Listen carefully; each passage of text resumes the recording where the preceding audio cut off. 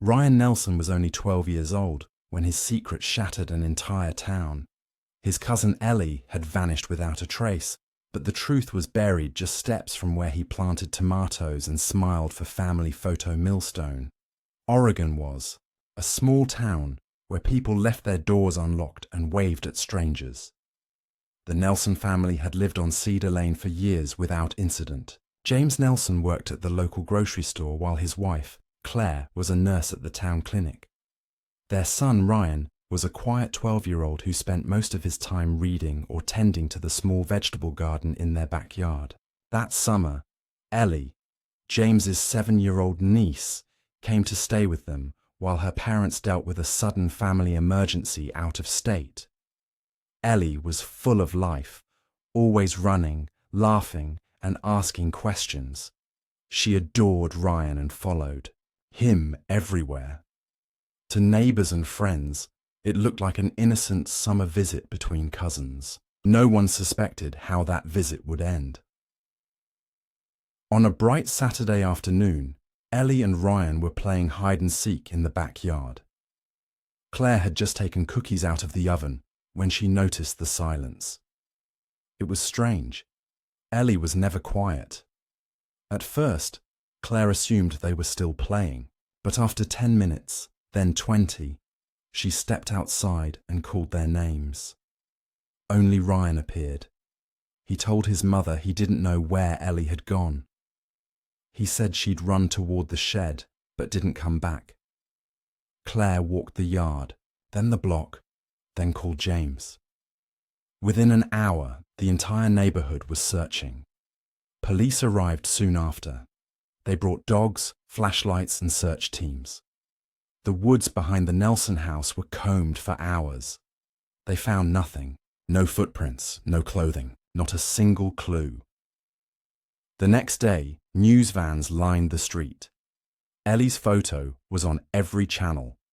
Volunteers handed out flyers at grocery stores and pinned them to gas station windows. Her parents returned to Millstone immediately, devastated and confused. The police interviewed Ryan several times. He said the same thing each time, that Ellie ran off and he didn't see where she went. There were no witnesses. No one had seen anything unusual. The shed was searched. The house was checked. Even the neighbors' security cameras were reviewed. Still, there were no leads. It was like Ellie had vanished into thin air. Days turned to weeks. Tips came in but led nowhere. Rumors started to spread. Some people whispered about strangers seen near the woods. Others blamed the local river, thinking maybe Ellie had fallen in. Her parents refused to give up hope. They offered rewards, held candlelight vigils, and begged for information, but nothing came. As the months passed, her case slowly slipped from headlines. Her posters began to fade in the sun. People moved on, but the Nelson house remained heavy, with silence. Claire stopped smiling. James came home early every night. Ryan went back to school, but barely spoke to anyone. No one in Millstone could understand how a little girl could disappear on a sunny day, right in her own backyard. But what haunted them more was the growing feeling that something wasn't right, something had been missed. Something terrible was waiting just beneath the surface. After the search for Ellie lost momentum, the town of Millstone slowly returned to its quiet rhythm. Families resumed their daily routines, and news outlets turned their attention to other stories. Though the community tried to move on, the Nelson home remained frozen in a silent grief that no one dared to mention out loud. Claire, once known for her cheerful presence at the clinic, now kept to herself. James rarely spoke to his co-workers anymore. The garden, once bursting with tomatoes and green beans, began to wither under Ryan's absent care. Ryan returned to school in the fall, his presence barely noticed. He sat in the back of the classroom, never raised his hand, and avoided eye contact. Teachers described him as polite but distant. Students didn't tease him or befriend him. They simply let him exist on the edge of everything. At home, he spent most of his time in his room or alone in the yard, walking the fence line or staring at the trees behind the house. His parents assumed he was still mourning Ellie, and they didn't press him with questions.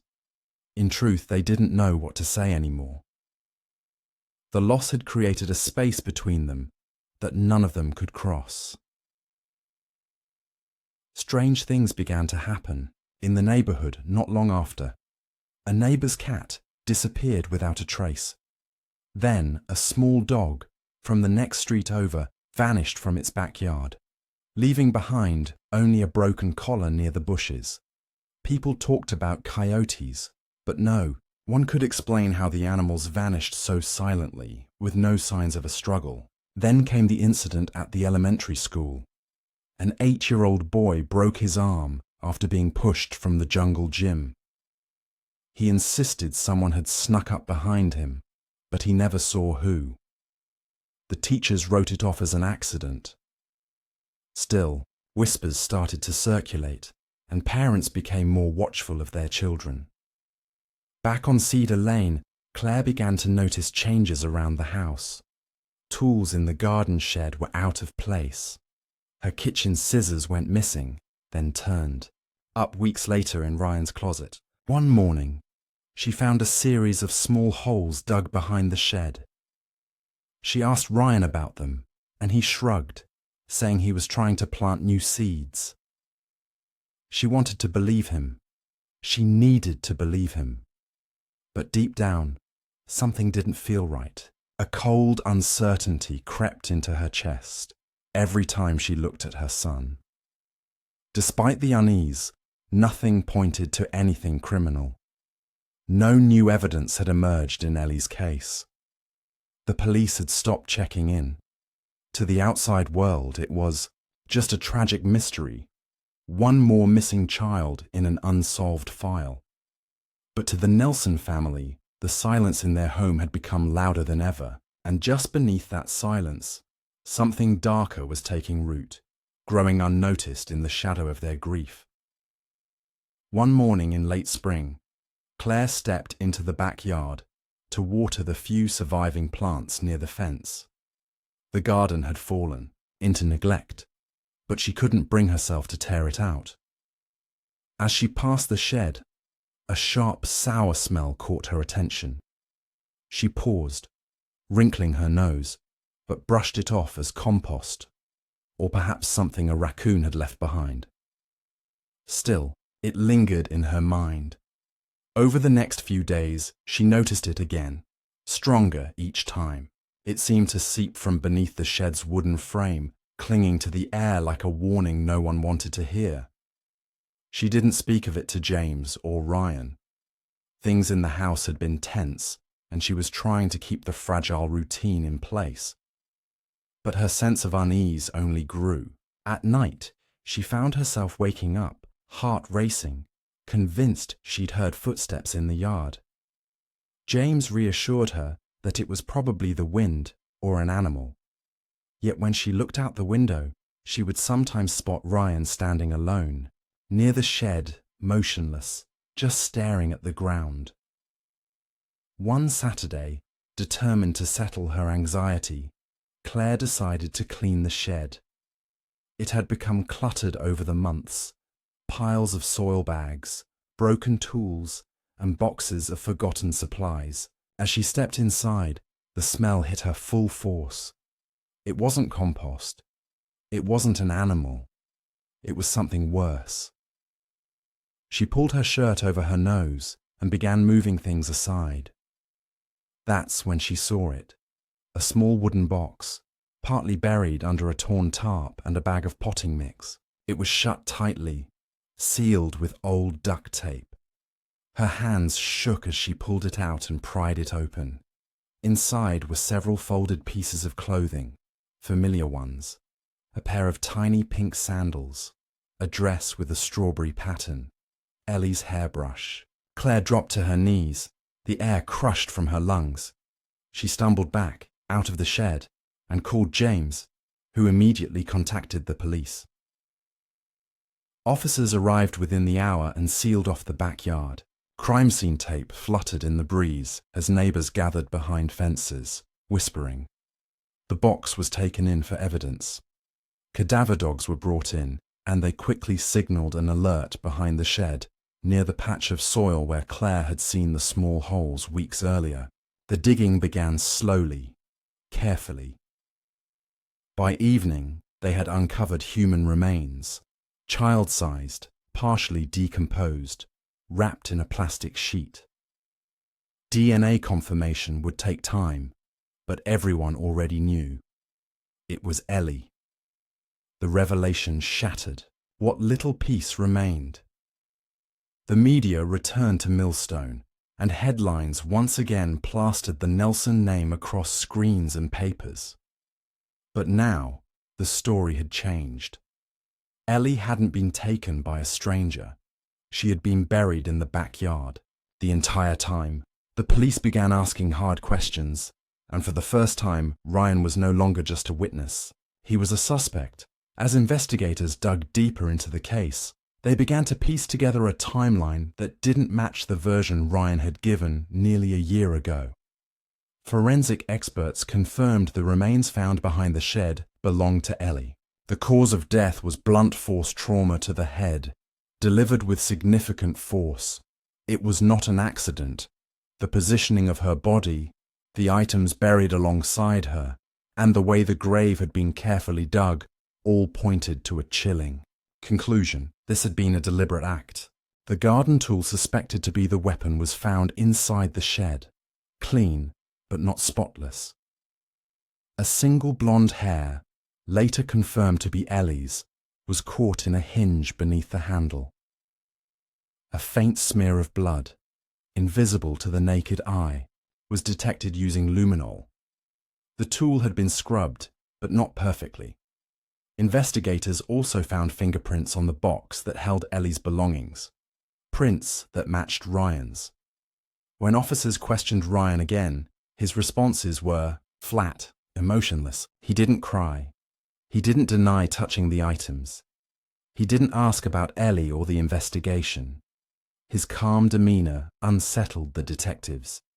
They began to wonder if they were dealing with something more than just a confused child. The police searched his bedroom for any further clues, and that was when they found the journal. Tucked under a loose floorboard, the small, spiral-bound notebook was filled with Ryan's neat handwriting. At first, the entries seemed ordinary. Notes about gardening, a few drawings, mentions of school. But as the pages turned, the tone shifted. There were lists of animals he had observed, then harmed. Descriptions of how they reacted. He called them tests. He wrote about Ellie too. He noted how often she cried, how loud she was, how she followed him. One passage dated the day she disappeared read simply, "She saw what I did. She wouldn't stop screaming. I had to make her quiet." Investigators were stunned. It was more than a confession. It was a glimpse into a mind untouched by remorse or fear. Psychologists were brought in to evaluate Ryan. They described him as cold, highly intelligent, and emotionally detached. He showed no signs of empathy, even when presented with photographs of Ellie or told about her funeral. To him, it seemed, she had been a problem to solve. As the evidence mounted, the case shifted from mystery to horror. Ryan was formally charged with the murder of Ellie Nelson. Because of his age, he could not be tried as an adult in the state of Oregon. But prosecutors sought the maximum penalty allowed under juvenile law. The community of Millstone recoiled in disbelief. The boy they had once seen watering plants, in the sunshine, had been hiding something monstrous beneath his quiet surface. Reporters swarmed the neighborhood. The Nelson family, already shattered, was now buried under a new wave of pain and disbelief. Their home became a symbol not just of loss, but of the terrifying truth that sometimes evil doesn't come from outside. It grows slowly, in silence, right inside the walls we think are safest. Ryan's trial was closed to the public due to his age, But that didn't stop the whispers or the speculation. Every person in Millstone had their own theory, their own memory of the boy who had once walked quietly down their street. Some swore they had always sensed something strange about him. Others insisted he had just been a quiet, misunderstood child. But as court proceedings unfolded behind closed doors, a far more chilling reality came into view. Ryan had never acted out of impulse. Everything had been planned. Psychological evaluations presented to the court painted a portrait of a deeply disturbed mind. Ryan displayed traits commonly associated with psychopathy: lack of remorse, shallow emotions, manipulative behavior, and a chilling ability to mimic normalcy. He was deemed competent to stand trial. In court documents later made public, experts revealed he had shown signs of detachment from a very young age. There had been no history of abuse, no trauma, no obvious trigger. Ryan had grown up in a stable, loving household, and yet his inner world was one of control, cruelty, and silence. The journal remained the centerpiece of the case. It was methodical and detailed, not the scribblings of a child lost in fantasy. Ryan had documented Ellie's movements, his frustrations with her presence, and his growing desire to make her stop interfering. The final pages included drawings, distorted, scribbled faces, some with the eyes blacked out, others buried beneath piles of soil. One page showed the garden shed. Under it, in shaky handwriting, were the words, "She belongs here now." The court declared Ryan guilty of second-degree murder. Because he was a minor, the sentence was focused on containment and psychiatric treatment rather than traditional punishment. He was placed in a secure juvenile facility with long-term supervision, where he would remain until he was at least 25, possibly longer depending on future evaluations. The news didn't feel like justice to Ellie's grieving parents. They had lost their daughter and discovered that her killer had lived under the same roof, smiled at the same dinner table, and said nothing for nearly a year. The Nelson house was emptied a month after the sentencing. James and Claire couldn't bear to stay. They left in the early hours of a cloudy morning, their car packed and their eyes avoiding the rear-view mirror. The backyard remained untouched. The garden was overgrown with weeds, the soil cracked and dry. No one dared buy the house. It stood, vacant for years, the shed eventually boarded up and forgotten. To this day, locals still lower their voices when speaking about what happened on Cedar Lane. Parents glance nervously at their own children during quiet moments, wondering what thoughts might be hidden behind innocent faces. The story of Ryan Nelson became more than a tragedy. It became a warning that sometimes the darkest secrets aren't hidden in the shadows. Sometimes they are right in front of us, wearing a child's smile and holding a watering can, waiting for the perfect time to bury the truth.